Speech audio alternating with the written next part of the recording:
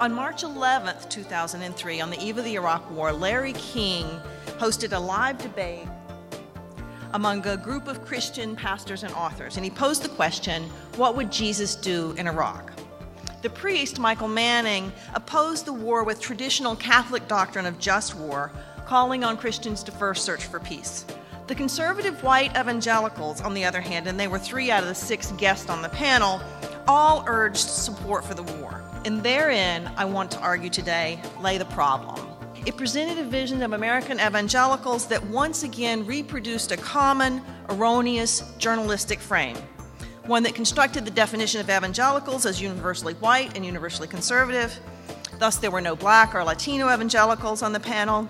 Just war theory drew on the thinking of traditional church fathers who, in the early days of Christianity, begin to challenge the very strong pacifist tendencies in the early church. And different people who talked about just war elaborated different conditions and very specific criteria for whether or not a war was just. They varied some, but they tended to raise the question of whether you were had good reason, whether you had taking care of all the other alternatives, whether the war was being waged by a legitimate authority, and whether it was done with the idea of limiting civilian casualties.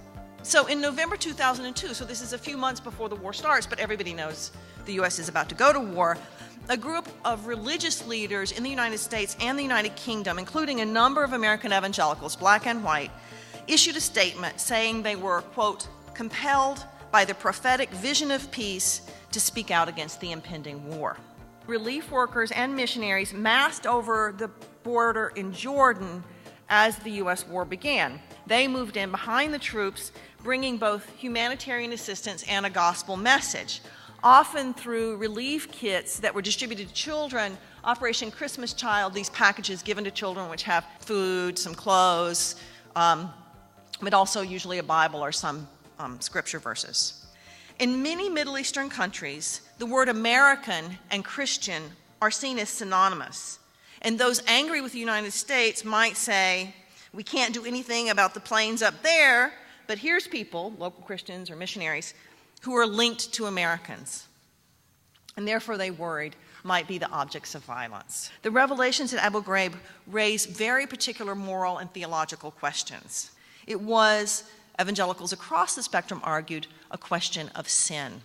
Evangelicals differed widely on the implication of that understanding of sin as central to human nature. But the nationally renowned African-American pastor and author T.D. Jakes saw at Abu Ghraib the legacy of American racism.